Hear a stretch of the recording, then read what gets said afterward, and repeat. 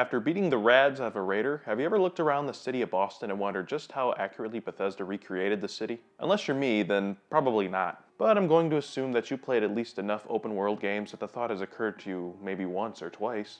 Or maybe you've had the fortune of experiencing one of these real-life areas and compared it to the video game representation, but then only to discover every fault that soured your opinion of the game. If you've been to Boston, you know that Bunker Hill Monument isn't that close to MIT, or that Cambridge is more than a 15-minute walk to Lexington, or that roads in these towns are more than one-way alleys, or that Concord is more than a few dozen buildings. So why wouldn't Bethesda just take a Google Map image of the place they're supposed to be recreating and just plop the buildings where they're supposed to be?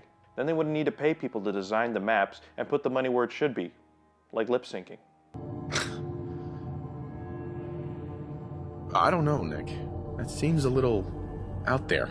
Well, aside from legal issues, every facet of video game production is incredibly labor-intensive. Even after a building gets created, it's someone's job to place that object over and over and over on the map. And they have to be mindful of what they're doing, otherwise it wouldn't look very realistic. People like to call this scaling down, but I don't think that's a very accurate term. When something is scaled down, only the dimensions change, as to protect the integrity of the object. So if Fallout 4 was simply scaling down the greater Boston area, you wouldn't see things like mountains out in the west, or Concord at all, because it's about 10 miles away from where it should be.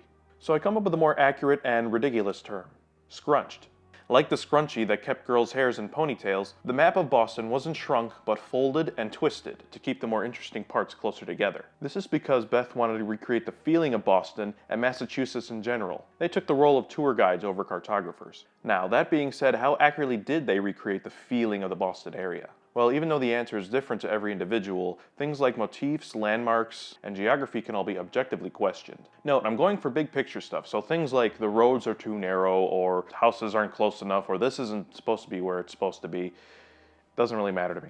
First off, the ecology and terrain. I know that Beth is going for that totally dead look, but we have a lot of evidence to prove that after 200 years, a post-apocalyptic annihilation actually wouldn't have that much influence on the environment anymore. I know there'd be things like mutations and such, but everything that survived the initial destruction would have regrown and repopulated by then. It doesn't help with the fact that about half the game is about rebuilding society. People like to say that the bombs are different in the Fallout universe, but I kind of feel like that's just cheap. So I'd rather pretend that everything that happens in Fallout 4 is actually just happening in November, and this is just late fall. Bombs didn't make the ground rise, however, so that can't explain the hills that are so close to Boston. In real life, you're going to have to go about halfway through the state to even begin to see some hills. But elevation is visually interesting, and it does kind of give the feeling of western Massachusetts. Outer Boston is where the real scrunching happens. As I've said before, Concord is way off, even if it is at the edge of the map.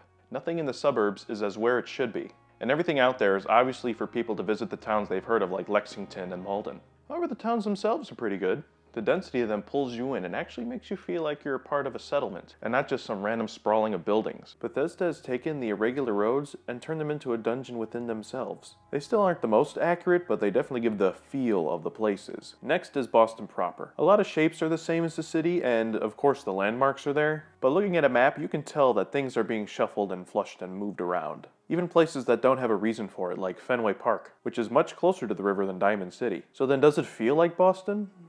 I'd say yes. The color palette of the area is a little more blue and white, which kind of gives a cold feeling, like Massachusetts in autumn. There's enough diversity in the structures that this fictional Boston actually gives the feeling that people used to live there. Unlike New Vegas, it also commands a lot of attention from the populace of the surrounding area, as would any other post-apocalyptic city with a lot of juicy loot to get. Finally, does Fallout 4 feel like a proper post-apocalypse? To me, that means two things: life before the end and life after the end, which I think it balanced pretty well. The before illusions have the destroyed buildings and cars, of course, but that's the bare minimum for the post-apocalyptic atmosphere. What really sells it are the little tidbits like posters, the Pip-Boy interface, and the little mini stories in the dungeons, like the plane crash site or the shopping mall that's still run by robots. The Commonwealth has a lot of things that the player can look back and see what was life like before the bombs fell. The after illusions have things like Diamond City, with its whole premise of people moving into Fenway Park and building an actual city inside of it.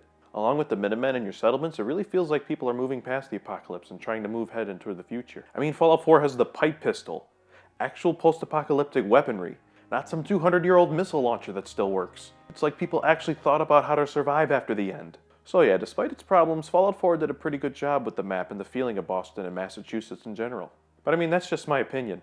Since this topic is so open-ended, I want to hear what you guys think. Especially for people that live in the area that Bethesda recreated, because as an outsider, I could only say so much. Thanks for watching my video. If you enjoyed what you saw, please like, share, and subscribe.